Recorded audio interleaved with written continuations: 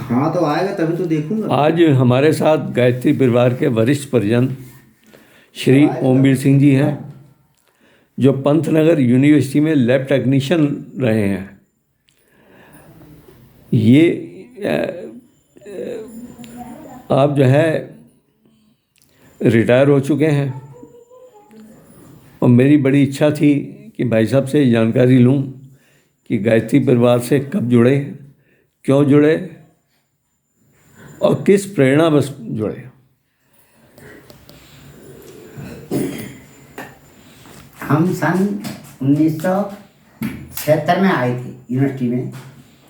उस समय एक डॉक्टर श्री राम यादव जी थे जो गुरुदेव का काम किया करते थे। तो यज्ञ हो रहा था एक इंटर कॉलेज के मैदान में, पंतनगर में जी।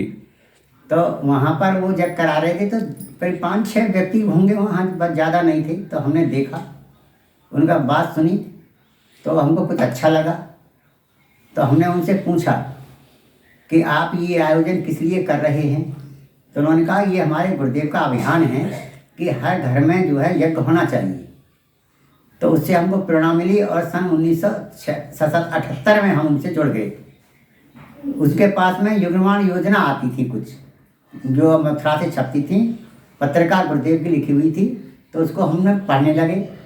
तो उससे कुछ लेख ऐसे मिले हमको कि जीवन को श्रेष्ठ बनाने के लिए कुछ सिद्धांत उन्होंने दिए थे।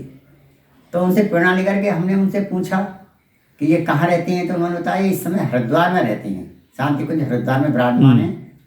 तो उनकी प्रेरणा लेकर के डॉक्टर यादव श्री राम जी की, तो हम हरिद्वार गए जून के महीने में। तो वहाँ से उनका कार्यक्रम देखा, कुछ अच्छा लगा। तो उस टाइम से हम 78 से उनसे जुड़े।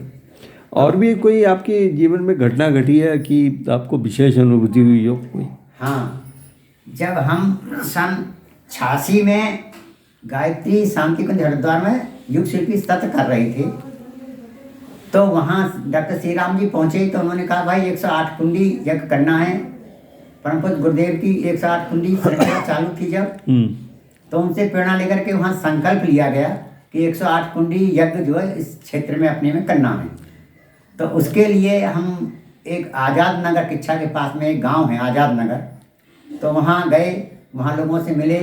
तो वहाँ एक हरिराम नाम के व्यक्ति हमको मिले। उन्होंने कहा ठीक है, मैं उसका खर्च उठाऊंगा और आप जो यहाँ करिए।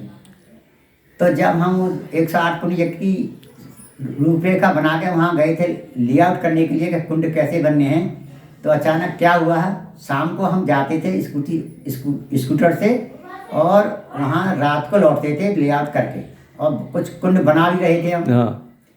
तो वहाँ जैसे ही हम शाम को गए तो हम पंतनगर में एक बहुत बड़ा गहरा नाला है। अच्छा। हाँ, उस नाले में जाकर के हमारा स्कूटर चला गया सीधा। अरे गिर गए हम। अरे, करीब 2 मीटर गहरा नाला है वो करीब।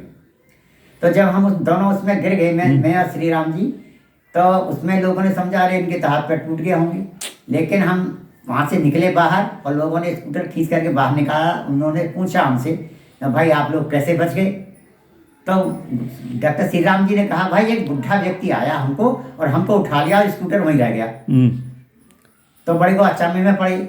तो हमने स्कूटर उन्होंने निकाला, स्कूटर में किक मारी, स्कूटर लेके हम आज़ाद नगर गांव के लिए चले गए। ये पहले अनुभव की बात, जो सबसे पहले घटना हमारे साथ में हुई, ये घटना है सबसे पहले। अच्छा। हाँ, ये बिल्कुल सत्य घटना है। अच्छा।